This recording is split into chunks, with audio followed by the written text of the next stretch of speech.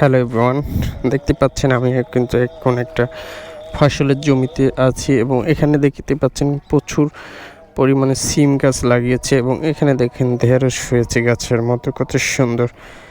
এবং গ্রামের মানুষ কিন্তু তরকারি কিনে খাওয়া লাগে না, দেখতে পাচ্ছেন বিভিন্ন শাকসবজি তারা কিন্তু নিজেরাই চাষ করে খায়। আর দেখতে পাচ্ছেন এই সিম বাগানের মধ্যে কিন্তু তারা মরিচ গাছ লাগিয়েছে এবং প্রত্যেকটা গাছে কিন্তু প্রচুর পরিমাণে মরিচ ধরেছে, দেখতে পাচ্ছেন কত সুন্দর এই মরিচ গাছগুলা। এবং দেখতে পাচ্ছেন কত সুন্দর একটা সিমের বাগান রয়েছে এখানে এবং খুব সুন্দর একটা জায়গা।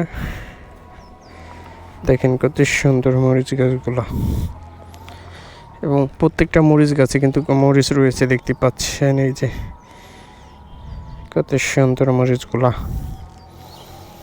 এবং খুবই সুন্দর একটা জায়গা। দেখেন বাগানটা কিন্তু অনেক বড়, দেখতে পাচ্ছেন।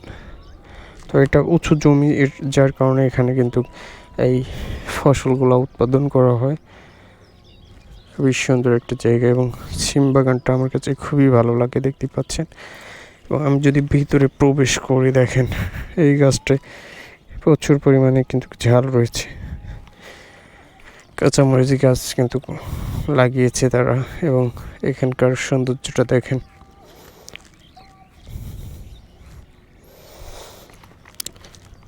কত সুন্দর একটা সিমের বাগান দেখতে পাচ্ছেন আপনারা। তো আপনাদেরকে আমি ঘুরিয়ে ঘুরিয়ে দেখানোর চেষ্টা করতেছি। সুন্দর একটা জায়গা এবং কত সুন্দর করে দেখেন যত্ন সহকারে কৃষকরা এগুলো কিন্তু চাষ করেছে।